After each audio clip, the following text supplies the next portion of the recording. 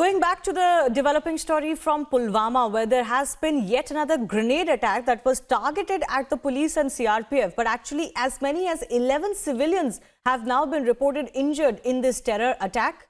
We're going to go across to my colleague Zeenat also, even as we get more visuals from the site. Zeenat, tell us more of what you're picking up.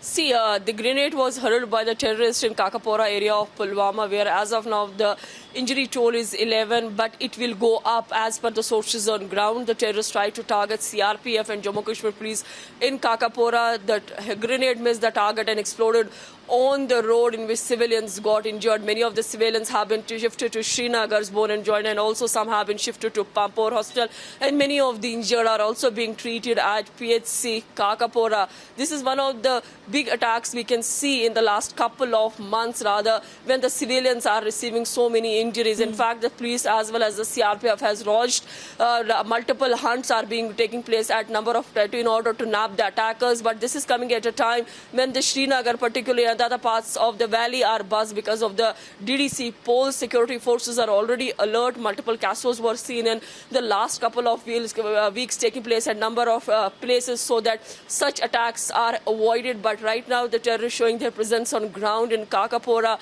They hurled grenade towards the CRPF and the police, which missed the target and exploded on the road, in which the civilian injury is coming around 11, but we are picking from the sources the injury toll will go up. This is going to be a very challenging situation for Jammu Kashmir police as well as the other security agencies on ground, because the terrorists have already issued a warning to the political parties, the workers, not to take part in the democratic process. And in order to smoothen the process on ground, we are seeing the multiple Naka points. The people's frisking is taking place at number of places. But at the same time, we also see now that terrorists have shown their presence in Kakapora, Pulwama, where the injuries are around 11 in number.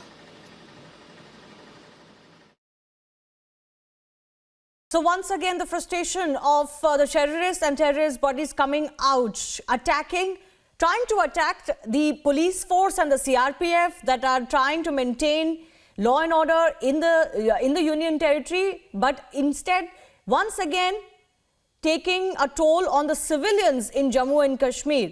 This is, of course, happening just before DDC polls, when grassroots democracy is being encouraged.